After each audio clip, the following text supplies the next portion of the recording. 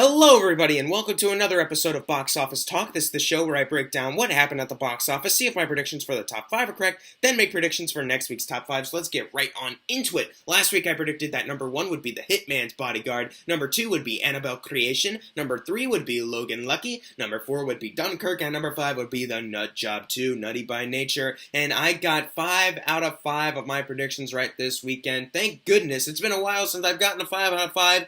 Thank God. Okay, let's go over what actually happened. Number 1 was the Hitman's Bodyguard. Now, a lot of people may look at this and think this is rather low, but actually, even though this is later in the August season, Hitman's Bodyguard actually did pretty well for itself. It made $21 million this weekend.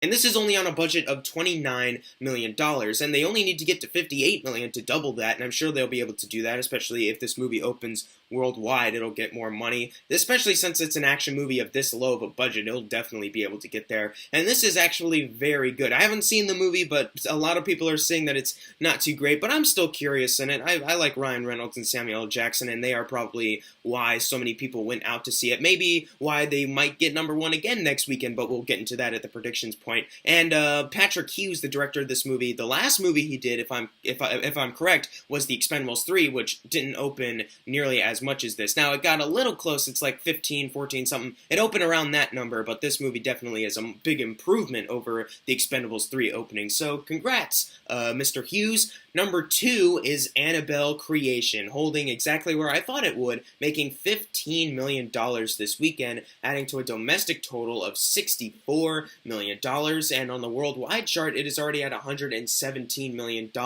So worldwide, obviously, it is doing pretty well for itself. But domestically, how is Annabelle 2 doing in comparison to the first Annabelle? I'm sure a lot of people want to know about that, because Annabelle did pretty well for itself, and that movie is considered trash. Now, domestically, the 2014 Annabelle holds at $84 million, and worldwide it sits at $256. And the way Annabelle Creation is going right now, if it's able to keep its momentum up a little bit more, it could quite possibly be able to surpass the original Annabelle, both domestically and worldwide. So we'll just have to wait and see about what this movie does in the next coming weeks. Now, number 3, I called it, unfortunately, Logan Lucky. It's another good movie out in theaters that no one's really going out to see. It made $8 million this weekend. This movie also shares a $29 million budget, similar to the Hitman's Bodyguard. Maybe these budgets will change later on, but we're just going with what the info that I got right now. This is not a good opening for this movie, and it doesn't have a worldwide total to fall back on either. I guess you can consider this another late August flop, like The Dark Tower. That's kind of upsetting, because this movie is actually a pretty good time. It's not a perfect movie, amazing movie, but it is a pretty entertaining movie for what it is, and I would have liked to see it make a little bit more money. Going on to number 4, however, is Dunkirk, making $6 million, still holding on tight, making $165 million domestically, totally, and on the worldwide chart it is sitting at $383 million, so I'm pretty sure we're going to see it get to $400 million worldwide before it leaves the top 10. I think 500 before it leaves, maybe pushing it, but definitely 400 million worldwide. This is very good for this film, and as you'll notice, the numbers are going to get even lower, and we're still only at number 4, which is kind of a way to show that we're in an August box office drought currently. And next weekend and September 1st, it's not going to get any better. But let's move on to number 5, which is The Nut Job 2. It made $5 million more this weekend, adding to a domestic total of only $17 million. And I was hoping that maybe there'd be a worldwide total to report on.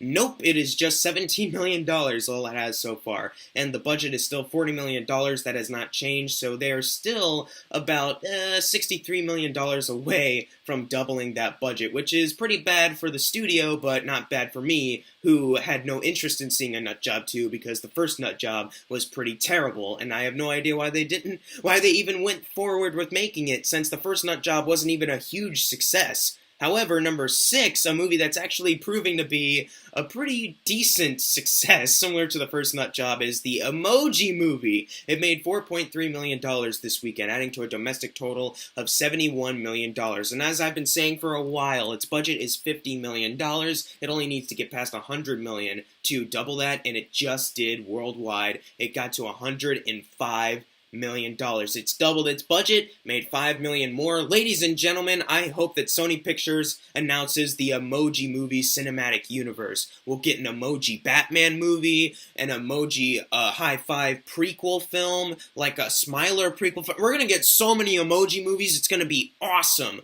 Hopefully, unless Sony Pictures is really turned off by the 8% it has on Rotten Tomatoes, but that's upsetting. As the big fan of the Emoji Movie that I was, A++, still stand by it, Landon. Anyways, number 7 is SpiderMan Homecoming, making $4.2 million this weekend. Actually, last weekend it was also at number 7, so seeing it literally not move is pretty impressive once again, but that adds to a domestic total of $314 million. On the worldwide chart, it is sitting at $724 million. Thank God that this movie is still doing very well. I really don't have much new to say about this movie. It's not like it's gonna get, I don't think it's gonna get to 800 million worldwide before it leaves. It's not gonna get to like 400 million domestically before it leaves. It's just, I've talked about it to death at this point. It's doing very well, especially with the Spider-Man fatigue that it's currently in, and I'm just really happy that it's doing well. Let's move on to number 8, Girls Trip, which made $3.8 million this weekend, adding to a domestic total of $103 million. Last weekend, it crossed the $100 million margin worldwide-wise, but domestically, it just hit $103 million, which is very good. But speaking of that worldwide chart, it is currently sitting at $114 million in total, which is very good for Girls Trip. Please, Girls Trip Studio, whoever made this movie, I know you have a really great success on your hands. You got a lot of great critical reception as well. But here's the thing: don't pull an STX Entertainment and announce a sequel, a Christmas-themed sequel, and release it a year later. Basically, learn from Bad Moms' mistake and just kind of leave it on its own. I'm sure it's great, but it doesn't need a sequel. I'm just gonna put that out there in case they try to pull a Bad Moms. But let's move on to number 9, which is The Dark Tower. Another Sony film that it's not doing as well as the Emoji Movie. Made $3.7 million this weekend, adding to a domestic total of only $41 million. And on the worldwide chart, it is sitting at $71 million. Jesus. It needs to get to $120 million to double its budget, which is about $49 million more from what it has worldwide, and there's just no way. It's about to leave the top 10. There's literally no way that it can become a success. The Dark Tower universe film series is it's over. Just cut it. We already knew what it was gonna do when we first saw the trailers. This isn't gonna set up a franchise because it's gonna flop at the box office, which it did. Sorry, Sony. But let's move on to number 10, which is Wind River, which has been in limited release for quite a while, and now it's expanded enough to get to number 10. Maybe it'll expand next weekend to more theaters, but I actually have no idea. So I'm not going to include it in my predictions for next weekend, because I just simply don't know about if it's expanding or not. But this weekend it made $3.02 million this weekend, adding to a domestic total of $4 million. Now the budget is $11 million.